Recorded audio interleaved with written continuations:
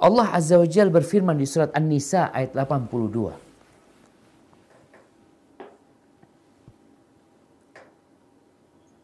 Nah, أفلا يتدبرون القرآن ولو كان من عند غير الله لوجدوا فيه اختلافا كثيرا. Maka tidakkah mereka menghayati, mendalami Al-Quran? Sekiranya Al-Quran itu bukan dari Allah, pastilah mereka menemukan banyak hal yang bertentangan di dalamnya. Allahu Akbar jemaah. Allah mengajak kita untuk menghayatinya, mendalaminya, menyelami lautan Al-Quranul Karim. Tapi banyak di antara kita yang nggak peduli. Apa yang akan kita dapatkan dalam Al-Quranul Karim? Kalau bicara hukumnya, hukumnya penuh dengan keadilan. Penuh dengan keadilan. Bagi orang yang berakal. Jadi kalau ada yang beranggapan hukum Al-Quran itu bengis, bejat, ya nggak sesuai, engkau nggak kenal sama Allah. Yang bikin ini Allah. Udah selesai.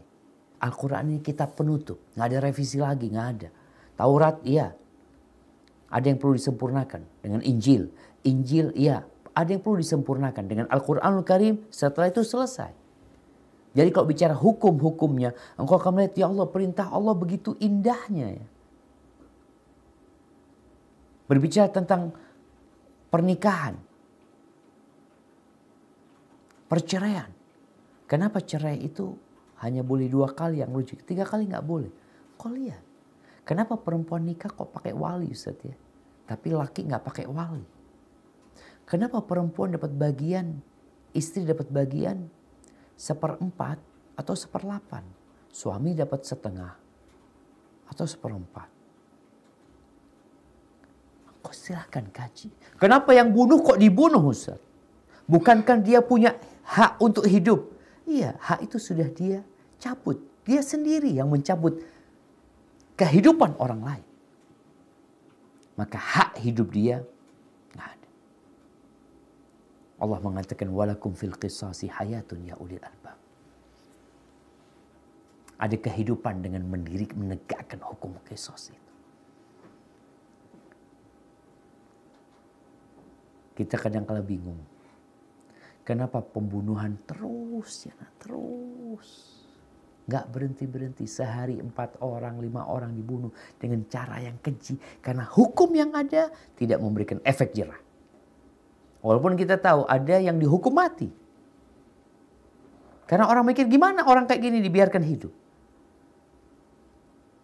Kadang-kala ada yang mungkin dibunuh tanpa dihakimi. Mungkin ada. Karena sudah ngelihat gak layak orang kayak gitu untuk hidup.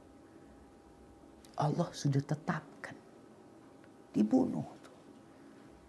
Keluarga akan merasakan keadilan. Berapa banyak keluarga itu melihat pembunuh anaknya cuma dihukum 15 tahun. Dihukum 20 tahun. Dihukum seumur hidup. Dia menghilangkan nyawa banyak orang. Sehingga manusia tidak merasakan keadilan. Allah itu Al-Hakim. Al-Adil. Dia Maha bijak dan adil. Maka kalau kita merenungkan jamaah. Kembali lagi merenungkan. Kadang-kala tadi kita baca Quran tidak merenungkannya. Apalagi tadi di penutup ayat ada ditutup dengan nama Allah Azza wa Jal. Sehingga kau akan lebih mengenal Allah SWT. Maslahat manusia semua ada tuh dalam Al-Quran Al-Karim. Semuanya iya. Ekonomi, bicara ekonomi. Islam bicara ekonomi. Allah menjelaskan mana yang boleh dan mana yang tidak boleh. Riba dijelasin. Kenapa riba itu haram.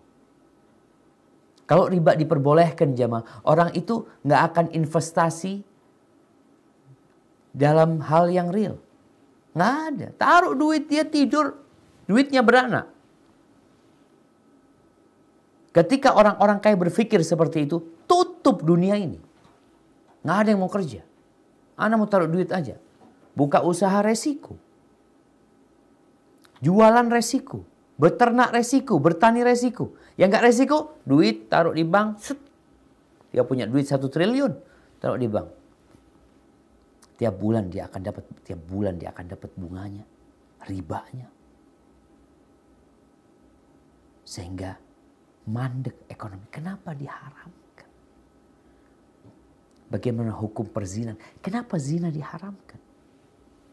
Kenapa khamr diharamkan? Sabu-sabu kenapa diharamkan? Maka di sini kita lihat semuanya itu dijelaskan dalam Al-Quran Al-Karim yang menunjukkan Allah itu maha indah. Semua hukumnya indah. Dan semua akan merasakan keadilan dengan hukum Allah Azza wa Jalla. Perintah-perintah Allah berkaitan dengan puasa. Puasa hanya sebulan dalam setahun. Juga dari fajar terbit sampai matahari terbenam. Yang sakit boleh nggak puasa. Sholat juga kayak gitu. Sholat 5 waktu. Ke masjid yang laki-laki, yang perempuan di rumah. Kenapa kok yang perempuan tidak diperintahkan ke masjid? Kenapa yang perempuan kok nggak ikut sholat Jumat? Kenapa kok dibedakan? Kau akan tahu. Di situ ada hikmah. Kalau perempuan diperintahkan sholat Jumat ke masjid. Terus siapa yang jagain anak-anak?